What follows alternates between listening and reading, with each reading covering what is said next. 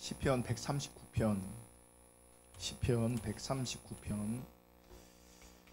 조금 긴데 우리 한 목소리로 천천히 읽겠습니다. 여호와여, 주께서 나를 살펴보셨으므로 나를 아시나이다. 주께서 내가 앉고 일어섬을 아시고 멀리서도 나의 생각을 밝히 아시오며 나의 모든 길과 내가 눕는 것을 살펴보셨으므로 나의 모든 행위를 익히 아시오니 여호와여, 내 혀의 말을 알지 못하시는 것이 하나도 없으시니이다. 주께서 나의 앞뒤를 둘러싸시고 내게 안수하셨나이다. 이 지식이 내게 너무 기이하니 높아서 내가 능히 미치지 못하나이다. 내가 주의 영을 떠나 어디로 가며 주의 앞에서 어디로 피하리이까? 내가 하늘에 올라갈지라도 거기 계시며 수월에 내 자리를 펼지라도 거기 계시니이다. 내가 새벽 날개를 치며 바다 끝에 가서 거주할지라도 거기서도 주의 손이 나를 인도하시며 주의 오른손이 나를 붙드시리이다. 내가 혹시 말하기를 흑암이 반드시 나를 덮고 나를 두른 빛은 밤이 되리라 할지라도 주에게서는 흑암이 숨기지 못하며 밤이 낮과 같이 비추이나니 주에게는 흑암과 빛이 같음이니이다. 주께서 내 내장을 지으시며 나의 모태에서 나를 만드셨나이다. 내가 주께 감사하옴은 나를 지으심이 심히 기묘하심이라. 주께서 하신 일이 기이함을 내 영혼이 잘 아나이다. 내가 은밀한 데서 지음을 받고 땅의 깊은 곳에서 기이하게 지음을 받은 때에 나의 형체가 주의 앞에 숨겨지지 못하나이다. 내 형질이 이루어지기 전에 주의 눈이 보셨으며 나를 위하여 정한 날이 하루도 되기 전에 주의 책에 다 기록이 되었나이다. 하나님이여, 주의 생각이 내게 어찌 그리 보배로우신지요, 그 수가 어찌 그리 많은지요. 내가 세려고 할지라도 그 수가 모래보다 많도소이다. 내가 깰 때에도 여전히 주와 함께 있나이다. 하나님이여, 주께서 반드시 악인을 죽이시리이다. 피 흘리기를 즐기는 자들아, 나를 떠날지어다. 그들이 주를 대하여 악하게 말하며 주의 원수들이 주의 이름으로 헛되이 맹세하나이다. 여호와여, 내가 주를 미워하는 자들을 미워하지 아니하오며 주를 치러 일어나는 자들을 미워하지 아니하나이까? 내가 그들을 심히 미워하니 그들은 나의 원수들이니이다. 하나님이여, 나를 살피사 내 마음을 아시며 나를 시험하사 내 뜻을 아옵소서. 내게 무슨 악한 행위가 있나 보시고 나를 영원한 길로 인도하소서. 아멘. 오늘 시편 139편을 나누고 함께 기도하겠습니다. 여러분, 예전에 목사님들이 혹은 장로님들이 기도하실 때 이런 표현을 많이 쓰셨습니다. 전지전능하신 하나님, 무소부재하신 하나님, 이런 표현들을 자주 썼습니다. 전지전능하신 하나님이다라고 하는 말은 하나님은 모르시는 것이 없다, 그리고 못하시는 일이 없다. 그래서 전지전능하다. 또 무소부재하신 하나님이란 하나님이 어디든 계시다. 그러니까 하나님이 계시지 않은 곳은 없다라는 의미로 무소부재하신 하나님이라고 불렀습니다. 그러면 오늘 본문을 우리가 함께 읽었는데 1절부터 4절을 보면 전지전능하신 하나님을 이렇게 묘사하고 있고요. 또 6절부터 10절까지 말씀을 보면 무소부재하신 하나님에 대해서 말하고 있습니다. 그런데 여러분, 이처럼 나의 모든 것을 하나님이 아신다고 할 때, 그리고 어디에 계시지, 어디에도 계시지 않은 것이 없는 그 하나님에 대해서 우리가 인식하고 기억할 때, 이런 전지전능하시고 그러니까 모든 것을 아시고 그러니까 안 계신 곳이 없는 그 하나님에 대해서 우리가 깊게 생각하면 나름 긴장하게 됩니다. 왜냐하면 내가 어디에 있던 나의 행동과 생각까지도 하나님은 다 아시기 때문에 그래요. 그러니까 하나님 앞에서는 감출 수 있는 것이 하나도 없는 거죠. 특별히 우리의 죄를 감출 수가 없는 거예요. 그러니까 우리는 죄를 숨기고 싶은데, 감추고 싶은데, 그리고 사람들에게는 내 죄를 감추고 숨겼었는데 성경이 말하는 그 하나님을 바라보니까 그분은 그냥 다 아신대. 그분은 안 계신 곳이 없대. 그러면 나의 죄를 감출 수가 있어요, 없어요? 없는 거죠. 그래서 이제 긴장하는 겁니다. 긴장할 수 있게 되는 거죠. 물론 하나님은 우리의 모든 것을 다 아시기 때문에 하나님 앞에서 감출 수 있는 죄란 없습니다. 제가 조금 전에 말씀드렸지만 사람에게는 감출 수 있지만 하나님 앞에서는 그 어떠한 죄도 감출 수가 없습니다. 그런데 하나님께서 모든 것을 아시는 하나님이다라고 할 때 반드시 염두에 두실 것이 있는데, 여러분, 인간의 본질 자체가 악하기 때문에 인간에게서 나오는 그 모든 것들이 뭐가 되냐면 죄가 되는 것을 아셔야 합니다. 이걸 반드시 기억하시고 염두에 두셔야 합니다. 다시 말해서 하나님은 우리의 행동 하나하나를 이렇게 보시면서 잘못했을 때 이건 죄야 라고 규정하시는 게 아니고요. 하나님은 인간을 어떻게 규정하셨냐면 인간에게는 선이 나올 수 없는 존재다라고 규정하셨어요. 그러니까 우리의 행동을 보시면서 이건 선이다, 이건 악이다 이렇게 구분하는 게 아니라 인간에게는 선이 나올 수 없다라고 규정하셨어요. 그렇기 때문에 하나님이 우리의 행동을 세밀하게 살펴보시면서 죄를 범하는지 혹은 범하지 않는지 감시할 필요가 없는 것이 무엇이냐면 우린 존재론적으로 그냥 뭐예요? 죄인이에요. 우린 존재론적으로 그냥 악해요. 그러니까 우리가 이게 타락해서 자기 중립적인 자리에서 많은 것들이 왜곡돼 있어서 우리 관점 혹은 내 관점에서 선과 악을 구분할지 모르겠지만 하나님 관점에서는요, 인간에게 나온 그 모든 것들은 그냥 악한 거예요. 우리가 거짓 신앙책에 살펴보았지만 아무리 거룩이 나를 통해 나타나도 그게 자기 의로 작동합니다. 죄입니다. 그게 악한 거죠. 선함이 나타나도 그게 자기 의가 되면 그게 뭐예요? 죄잖아요. 그러니까 우리 인간 편에서 선한 것도 뭐가 될 수 있냐면 하나님 관점에서는 반드시 혹은 분명히 죄가 될 수 있어요. 왜냐하면 우리가 존재론적으로 죄인이기 때문에 그래요. 그래서 하나님은 우리의 행동을 살피시는 게 아니에요. 그러니까 하나님께서 우리의 모든 것을 아신다. 그래서 하나님 앞에서는 우리 죄를 감출 수가 없다라고 하는 의미를 하나님은 나를 이렇게 감시하고 있다가 그 죄야, 그거 죄야, 그 죄야 이렇게 지적하시는 분이 아니라는 거예요. 그런 관점에서 하나님이 다 아신다 이렇게 말하는 게 아니라고요.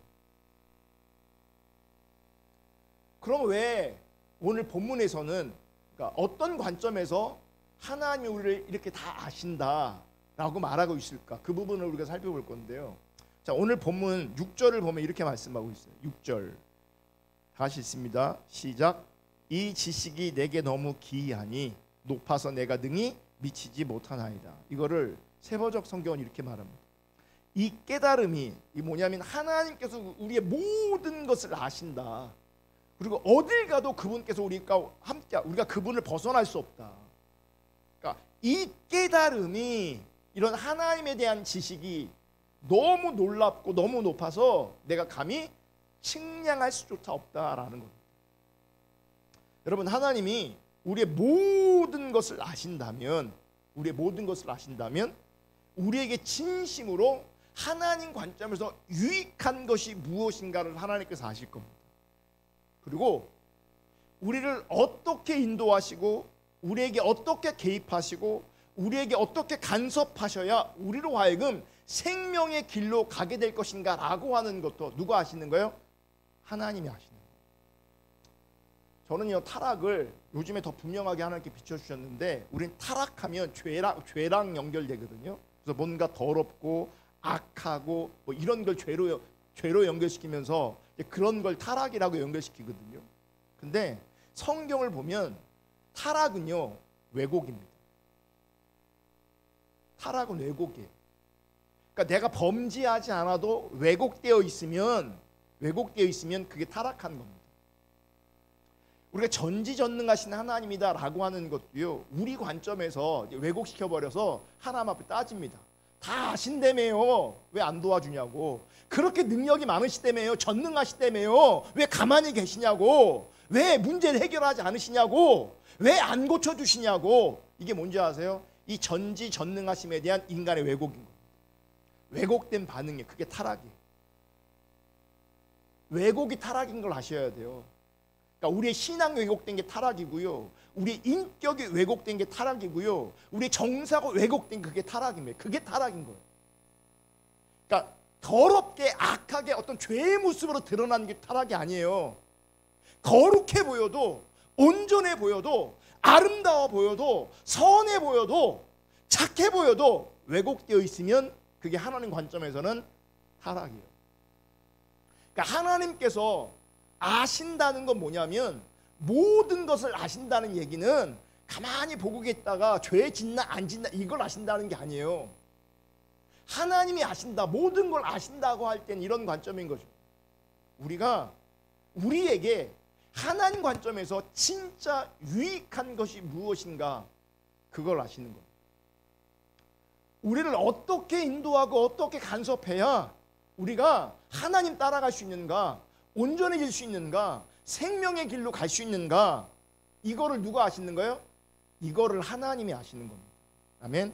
그래서 시편 기자는 이 하나님의 지식이 기이하고 높다라고 표현하고 있고요, 감히 측량할 수 없다라고 표현하는 겁니다. 따라서 하나님의 지식이 이처럼 기이하고 높기 때문에 신자는요, 나의 모든 것을 아시는 하나님을 전적으로 신뢰할 수 있는 겁니다. 그러니까 우리가 왜곡되면 다 아신다며요, 능력이 있다며요, 전능하다며요 이렇게 따지는 게 아니고요, 하나님이 나를 다 아신다고 할 때, 다 아신다고 할 때 나를 다 아시는 그 하나님을 내가 뭐 할 수 있어요? 신뢰할 수 있어요.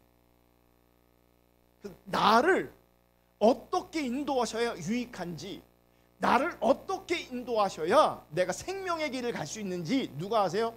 하나님이 아시죠. 그러니까 하나님이 나를 다 아신다라고 하는 믿음이 우리 가운데 있을 때에 그분을 신뢰할 수 있는 거예요. 이 하나님을 신뢰한다는 것은요, 계시지 않은 것이 없다라고 하는 이 무소부재와도 연결되는 겁니다. 봐요. 하나님은 우리가 하늘에 올라가도 거기 계시고요, 오늘 시편의 말씀을 보면 수월, 즉 죽음의 세계로 우리가 들어간다고 해도요, 저 바다 끝에 거한다고 해도요, 거기 하나님 계세요. 거기 계세요. 그냥 거기 계시는 것만이 아니라 성경을 보면 주의 손으로 인도하시고 주의 오른손으로 나를 붙드신다라고 말씀하고 있어요. 결국 신자는요, 어떤 존재냐면 내가 어디에 있든지 늘 나의 모든 것을 아시는 하나님의 손에 의해서 인도받는 존재, 또 하나님의 능력이 붙들고 있는 존재라는 거예요. 아멘. 그렇다면 여러분, 신자는 어디에서 어떤 형편에 있든지 간에 하나님의 능력에 붙들려 인도받고 있다는 결론을 내려야 되는 겁니다.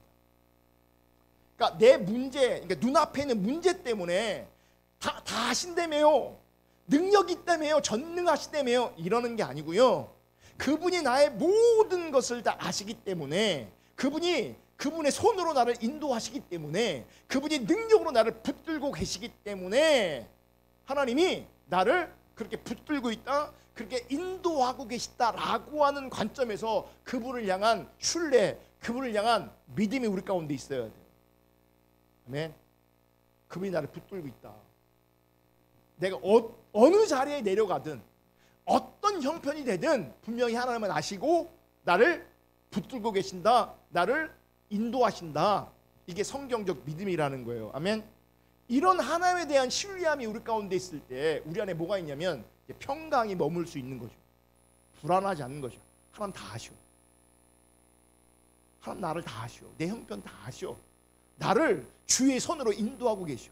주의 능력으로 붙들고 계셔. 그러면 우리 안에 평강이 머물게 되는 겁니다. 물론 실제로 어려운 어떤 형편과 문제 많은 상황 속에서 이렇게 하나님을 신뢰한다는 것, 그래서 평강을 누린다는 것, 이거 결코 쉬운 일이 아니에요. 저도 마찬가지예요. 바람 불면 흔들리게 돼 있고요. 폭풍 치면 무너질 수밖에 없는 그런 연약함이 우리 안에 또 있어요. 그러니까 우리는 악하기도 하지만 되게 연약하기도 해요.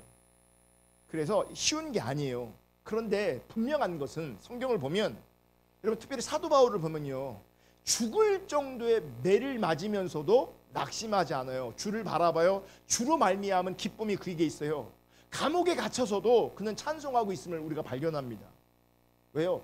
그에게는 하나님과 바른 관계, 즉 믿음을 통해서 그에게 뭐가 있는 거예요? 평강이 머물러 있는 거죠. 왜요? 바울이 지금 하나님을 신뢰하고 있으니까요. 쉬운 일은 아니지만 참된 믿음은 평강을 동반하게 돼 있어요. 환경을 초월하는 평강을 가질 수 있어요. 진짜 믿음은. 성경을 통해서 우리가 그것을 하나님의 사람들을 통해서 확인할 수 있는 겁니다. 그러므로 우리가 진짜 추구해야 되는 것은 무엇이냐면, 육신적인 관점에서 혹은 자기 중심적인 자리에서 우리의 형편이 나아지는 것을 구하는 것이 아니라, 이렇게 하나님의 사람들이 누렸던, 사도 바울이 누렸던 이 평강, 이 기쁨에 내가 동참하고 이 기쁨과 이 평강이 나에게 실제 되어지는 것, 이게 우리가 추구하고 우리가 바라야 되는 거예요. 소원해야 되는 거예요. 아멘. 형편이 나아지는 것을 구하는 게 아니에요. 여러분, 형편이 나아져도요 우울증 걸릴 수 있어요. 바울은 감옥에 갇히고 죽을 만큼 매를 맞아도 평강이 있다고. 평강이 있다고. 우리는 문제가 해결되면 내가 기쁘고 행복하고 평강할 것 같아요. 문제가 없으면 기쁘고 행복하고 평강할 것 같아요. 아니요. 아무 문제가 없어도 행복하지 않아요. 왜냐하면 우리 안에 무료함이 있거든요. 무료함이 있어요. 그러니까 문제 때문에 고통이 없을지 모르겠지만 문제가 없다고 우리가 행복한 건 아니에요. 형편이 좋아진다고 우리가 행복한 게 아니에요. 어떤 연예인 얘기를 들었는데 이분은 한강 뷰래요. 아파트에. 바리다 열면 한강이 보이는 거예요. 되게 비싼 거잖아요. 비싼 데 사는 거잖아요. 좋은 데 사는 거잖아요. 그래서 자기는 한강을 안 본대요. 늘 커튼 쳐고 있대요. 그것이 자기의 기쁨과 행복을 주는 게 아니에요. 도리어 우울증 걸립니다. 강 보고 있으면 우울증 걸립니다. 우리는 부럽다 그러는데 강 보면 우울증 걸립니다. 그러니까 좋은 한강뷰를 두고도요 커튼 쳐놓고 보지도 않는데요. 그러니까 좋은 형편에 있다고 행복한 거 절대 아니에요. 그래서 우리가 진짜 추구해야 되는 것은 바울이 누렸던, 하나님의 사람들이 누렸던 그 평강이에요. 아멘. 이것이 하나님을 신뢰하는 믿음의 바른 방향성인 거예요. 우리가 하나님을 신뢰하면, 바른 믿음의 방향성을 가지면 우리가 추구하는 건 무엇이냐면 그 관계성 안에서 나오는 뭐예요? 그 평강입니다. 아멘. 여러분, 그래서 신자는요 우리가 어디에 가도요 하나님이 다스리시는 존재고 하나님이 간섭하시는 존재.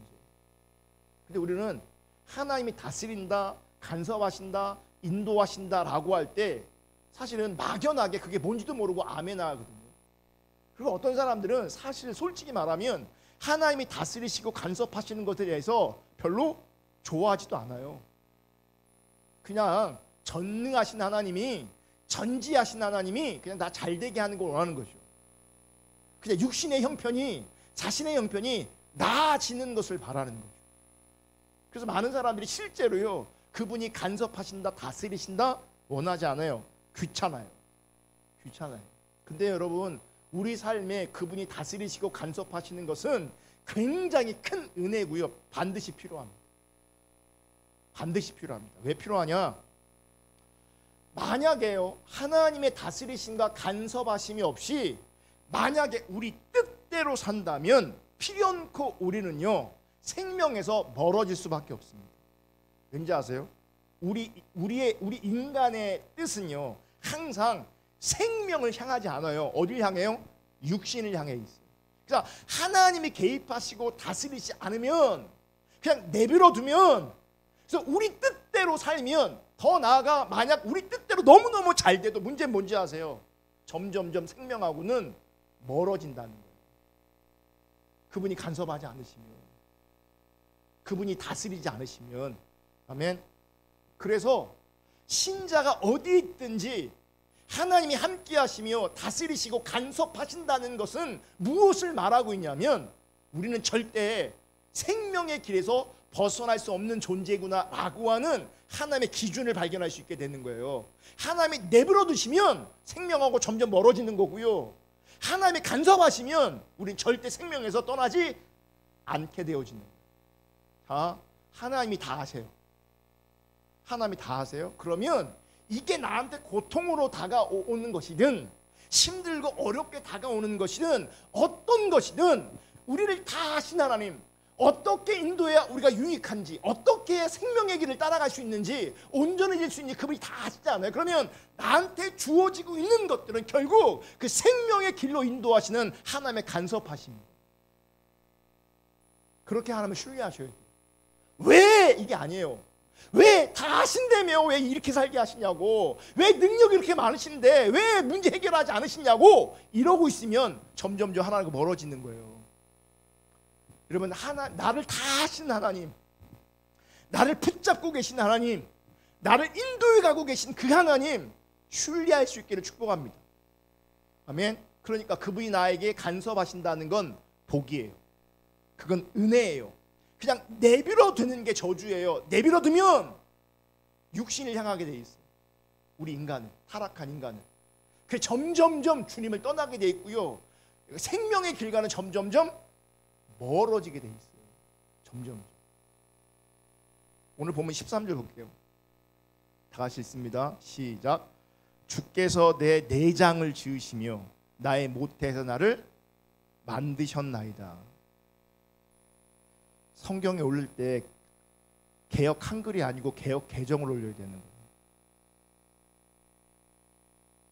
주께서 내 내장을 지으시며 나의 모태에서 나를 만드셨나이다. 시편 저자는 지금 자신의 존재 자체를 하나님에 의한 것이다 라고 고백하고 있어요. 하나님에 의한 것이다.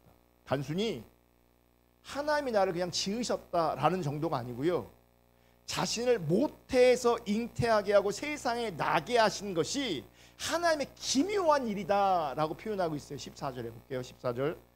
내가 주께 감사함은 나를 지으심이 심히 기묘하심이라. 주께서 하시는 일이 기이함이 내 영혼이 잘 아나이다. 그러니까 나의 지음, 내가 지음 받은 것이 정말 심히 기묘한 일이다. 그냥 하나님이 지으신 정도가 아니라 기묘한 일이다. 그러니까 여러분, 하나님께서 우리의 존재 자체를 지으실 뿐만 아니라 하나님께서 행하신 심히 기묘한 일이라는 거예요. 아멘. 그래서 여러분, 이 땅에 많은 사람들은요, 육신만을 생각하면서 육신이 잘 먹고 잘 사는 것만을 중요하게 생각하는데, 지금 시편 기자는 뭘 중요하게 여기냐면 하나님이 나를 지으셨다, 하나님이 나를 세상에 존재하게 하신 것은 하나님의 기묘한 일이다. 그러니까 자신의 존재성에 대해서 하나님이 행하신 일을 바라보고 기묘하다라고 고백하고 있는 거예요. 이게 여러분, 하나님과 바른 관계 가운데 있지 않으면 나올 수 없는 고백이에요. 하나님의 친밀한 교제 가운데 있을 때 내가 하나님 관점에서 얼마나 귀하고 소중한 존재인가라고 하는 게 비춰지는 거예요. 15절도 보면 다시 있습니다. 시작. 내가 은밀한 데서 지음을 받고 땅의 깊은 곳에서 기이하게 지음을 받은 때에 나의 형체가 주 앞에 숨겨지지 못하였나이다. 여기 보면 은밀한 데서 지음을 받았다라고 되어 있어요. 이게 뭐냐면, 은밀한 데서 지음을 받았다는 것은 자신이 지음받은 그 이유를 하나님 외에는 아무도 모른다는 거예요. 그러니까 우리 가운데 놀라운 인생의 신비가 있는데 지음받은 이유, 내가 이 땅에 존재하는 이유가 누구만 아시는 거예요? 은밀하게 하나님만 아시는 거예요. 하나님만. 여러분, 사람들은요, 자신을 지으신 하나님 생각하기보다는 자신의 육신의 만족감을 추구합니다. 그리고 육신의 만족에 의미를 둡니다. 그런데 시편 기자는 하나님 앞에 자기가 존재하고 있다. 하나님 앞에 내가 존재하고 있다라는 그것 자체를 의미를 주는 거고요. 그리고 나란 존재 속에는 하나님의 의도, 하나님의 뜻이 은밀하게 담겨 있다는 거예요.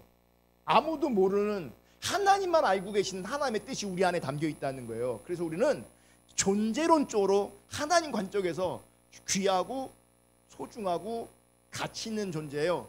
그분과 관계성 안에서. 그분과 관계성 안에서. 아멘. 그래서 16절 17절에 말씀하시는 것처럼, 자 16절 17절 볼게요. 내 형질이 이루어기 전에 주의 눈이 보셨으며 나를 위하여 정한 날이 하루도 되기 전에 주의 책에 다 기록이 되었나이다. 하나님이요 주의 생각이 내게 어찌 그리 보배로우신지요 그 수가 어찌 그리 많은지요. 그러니까 우리가 모태에서 잉태되어 존재하고 세상에 사는 날까지 그 모든 일이 누구 앞에 있어요? 주님 앞에 기록되고 있다는 거예요. 다 아신다는 거예요. 이것은 다 아신다, 다 기록되고 있다. 이런 건 뭐냐면 우리 인생에서 어떤 일을 하고 무슨 일을 겪을지를 이미 정해놓으셨다. 이런 기계적 예정 그런 뜻이 아니고요. 모든 삶이 우리의 뜻이 아니라 하나님의 뜻과 계획에 의해 주장된다라고 하는 의미예요. 여기서 중요한 것은 나에 대한 주님의 생각이 보배롭다는 거예요. 나에 대한 주님의 생각이 보배롭다. 여기서 보배롭다는 건요. 문자적으로 보면, 그러니까 문자적으로 언어적으로 해석하면 이해하기 어렵다라는 뜻이에요.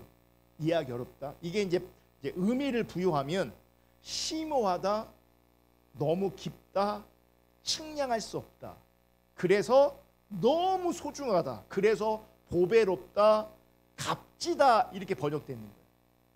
시작은 뭘로 시작돼요?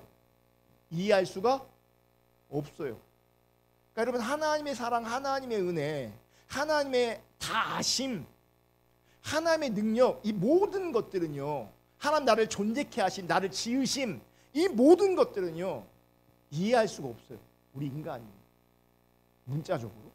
그래서 너무 심오하고 너무 깊고 측량할 수가 없어요.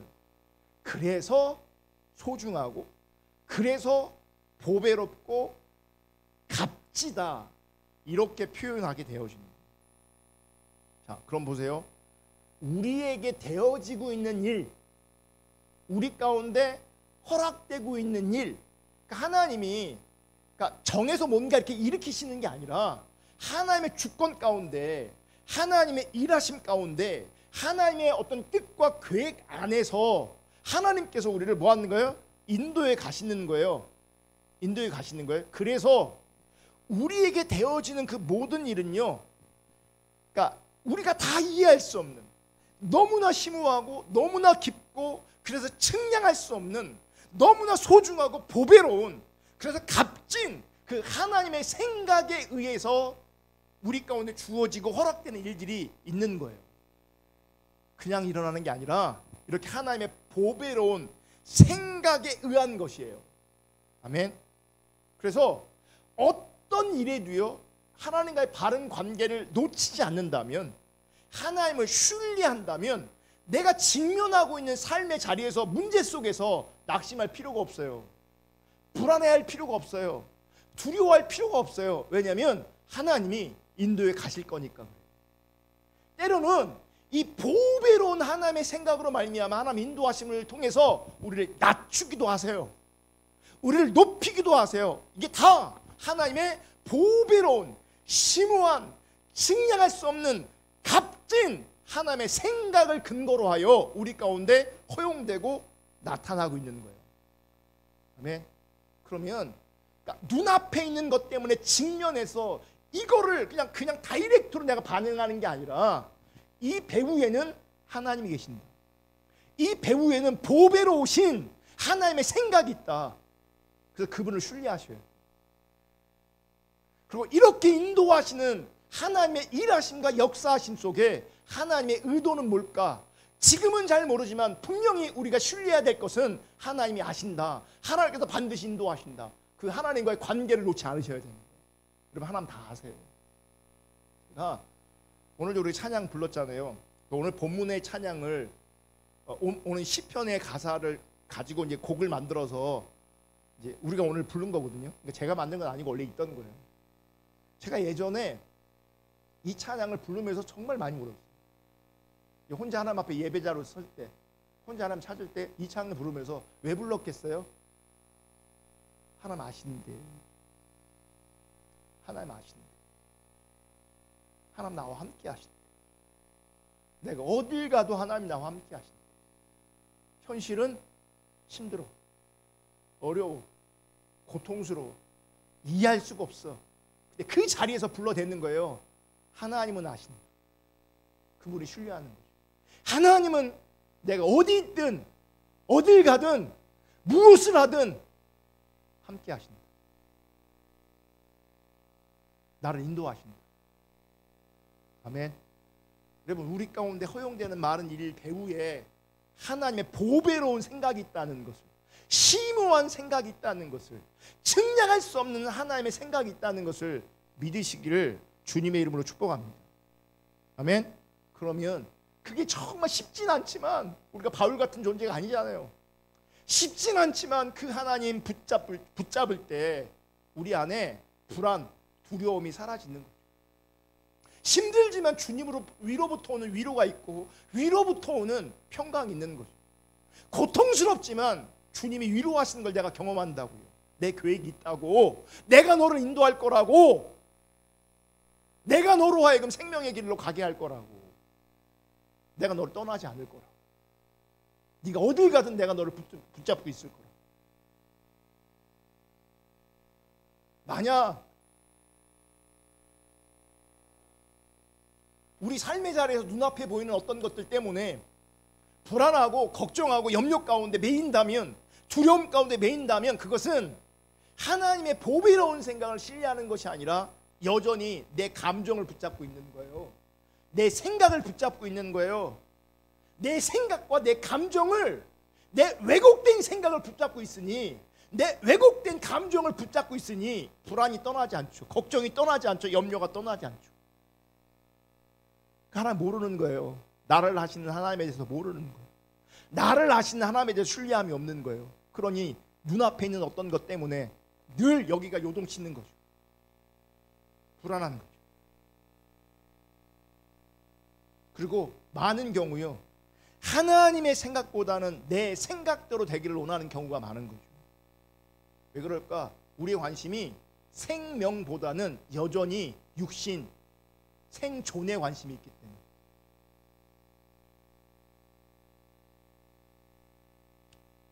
그러면 하나님은 어떤 보배로운 생각으로, 어떤 심오한 생각으로 우리에게 함께 하시고 우리를 인도하시고 우리를 붙드시는 걸까? 저자는 19절 24절에 그 내용을 이렇게 설명하고 있어요. 자, 19절부터 22절. 하나님이여, 주께서 반드시 악인을 죽이시리. 피 흘리기를 즐기는 자들은 나를 떠날지어다. 보세요. 하나님이 다 아셔요. 네, 하나님 다 아셔요. 하나님 전능하신도 고백하고 있어요. 근데 시편 기자의 현실은요, 주변에 누가 있어요? 악인이 있어요. 주변에 누가 있어요? 피 흘리기를 즐기는 자가 있어요. 그러니까 전지하시다, 전능하시다, 이런 관점을 우리식으로 해석해서 자기 중적인 자리에서 다 한다며요, 능력이 때문에요, 이렇게 하는 것은요, 신앙의 왜곡인 거예요. 주님 따라가도 어려움이 있을 수 있어요. 주님 따라가도 내 주변에 악한 사람이 있을 수 있어요. 주님 따라가도요, 내 주변에 피 흘리기를 즐기는 사람이 존재할 수 있어요. 그럼 나도 힘든 거죠. 20절.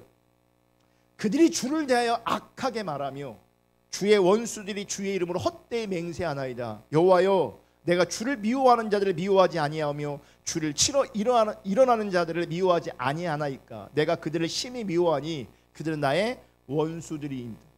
말씀을 보면 저자는요, 시편 저자는 갑자기 악인, 원수를 죽이는 것, 이런 표현들을 씁니다. 즉 하나님의 보배로운 생각을 악인을 반드시 죽이시는 것과 연결해서 말하고 있는 거예요. 그러니까 하나님의 심판과 연결하는 거죠. 정리하면 이렇습니다. 여러분, 우리의 인생은 전적으로 하나님의 뜻과 계획에 의해서 시작되고 맞춰질 것이기 때문에 창조주이신 하나님의 섭리 안에 우리가 들어가 있습니다. 하나님의 주권 아래 있습니다. 그리고 하나님의 섭리는 인간이 헤아릴 수 없을 정도로 기묘하고 높은 것이지만, 분명한 것은 우리가 하나님이 행하신 일 전적으로 다 이해하고 알진 못하지만 분명한 것은 우리가 하나님의 은혜와 긍휼 안에 있다는 거예요. 이게 우리의 소망이에요. 그렇다면 하나님의 생각은 은혜와 긍휼을 통해서 이 구원을 이루심으로 말미암아 악으로 존재하는 이 세상에 하나님의 의를 나타내고 증거하고자 하는 것으로 우리가 이해해야 되는 겁니다. 하나님, 그 보배로운 하나님의 생각, 이 악한 세상, 이 악한 세상에 하나님의 긍휼과 하나님의 은혜, 하나님의 구원을 드러내시는 거예요. 그래서 하나님의 의를 드러내시고 나타내시려고 하는 겁니다. 오늘 시편 저자는 23절, 24절에 이렇게 이제 말씀하면서 끝을 맺어요. 하나님이여 나를 살피사 내 마음을 아시며 나를 시험하사 내 뜻을 아옵소서. 내게 무슨 악한 행위가 있나 보시고 나를 영원한 길로 인도하소서. 여러분, 우리가 궁극적으로 바라봐야 될 것은 뭐냐면 영원한 길입니다. 시편 기자고 영원한 길. 우리가 영원한 길을 바라본다면 하나님의 인도를 구할 수밖에 없습니다. 아멘. 왜 그런지 아세요? 영원한 길은 우리의 뜻이나 우리의 의지로 갈 수 없기 때문에 그래요. 영원한 길은 우리의 뜻과 우리의 의지로 갈 수 있는 것이 아니에요. 그래서 우리는 뭐 해야 돼요? 그 영원한 길을 구한다면 그 영원한 길로 갈 수 있도록 나를 인도해 달라고 기도해야 되는 거예요. 아멘. 자, 그럼 우리가 기도하잖아요. 하나님, 나를 영원한 길로 인도해 주세요. 영원한 길로 인도해 주세요. 우리가 이 기도를 해야 되는 거예요. 영원한 길로 인도해 달라고. 아멘. 그럼 보세요. 영원한 길로 인도해 달라고 우리는 분명히 기도했는데, 그게 맞는 기도인데, 그러면 하나님께서 그 기도를 들으시고 우리를 인도하실 거 아니에요. 그죠? 그러면 내 삶 가운데 일어나는 그 많은 것들이 하나님 관점에서 보면 영원한 길로 인도하시는 하나님의 개입일 수 있고 간섭일 수 있는 거예요. 아멘. 그렇게 바라볼 수 있기를 주님의 이름으로 축복합니다. 내 주변을 바라보면서 내가 의도적으로 죄짓고 잘못하고 선택한 것이 아닌데, 내가 영원한 길 가고 싶은데, 내가 주님과 함께하고 싶은데, 주님 따라가고 싶은데, 그래서 우리가 그렇게 간구하고 기도하고 있다면, 하나님의 인도하심을 바라고 있다면, 하나님께서 내 삶의 자리에 반드시 뭐 하실 거예요? 나를 아셔요. 유익한 길을 아세요. 그래서 그 생명의 길을 갈 수 있도록 내 삶에 분명히 개입하실 거예요. 그러면 그렇게 받아들이시면 되죠. 아멘. 그 일을 통해서 깨닫는 거죠. 하나님의 은혜가 얼마나 큰지, 세상이 얼마나 악한지, 인간이 얼마나 악한지를 깨닫는 거죠. 그러면 우리의 마음은 어디에 더 고정되는 겁니까? 주님께 더 고정되는 겁니다. 주님께. 때로는 아픈 것도 경험하지만, 때로는 고통도 경험하지만, 그러면서 하나님밖에 없구나, 주님밖에 없구나 라고 하는 그 보배로운 하나님의 생각이 우리 가운데 조금씩 비춰지기 시작하는 거예요. 네. 우리에게 영원한 길은요, 우리 주 예수 그리스도이십니다. 아멘. 아멘. 이 길로 인도해 달라고 구하는 것이 우리에게 반드시 필요한 기도입니다. 육신이 잘 되는 것, 삶의 형편이 좋아지는 것, 이것도 우리 가운데 분명히 필요할 수는 있지만, 진짜 우리 가운데 필요한 건요, 생명의 길, 그 영원한 길, 우리 주 예수 그리스도를 아는 길, 우리 주 예수 그리스도와 함께하는 그 길, 우리가 그것을 구해야 합니다. 아멘. 그러면 하나님이 반드시 악인을 심판하러 오실 겁니다. 반드시 악인을 심판하시는 분이라면, 보세요, 악한 우리를 구원하신, 악에서 우리를 구출하신 예수 그리스도만이 우리의 유일한 소망되는 거예요. 그래서 나의 예수 영원토록 찬양합니다. 나의 예수 영원토록 사랑합니다. 당신 순결하십니다. 그분만이 나에게 유일한 소망이 되는 거예요. 아멘. 이 예수가 우리의 유일한 소망됨으로 말미암아 우리 가운데 주어진 삶의 자리에서 다 하신 하나님 순리하면서 나를 선하게 인도하실 그분을 순리하면서 때론 인내하고 때론 버티면서 때론 그분 앞에 엎드리면서 여러분 그분 앞에 그분께서 인도하시는 그 영원한 길, 그 생명의 길 여러분 기꺼이 갈 수 있는 그런 은혜가 우리 모두 가운데 부어지기를 주님의 이름으로 축복합니다. 아멘. 기도하겠습니다.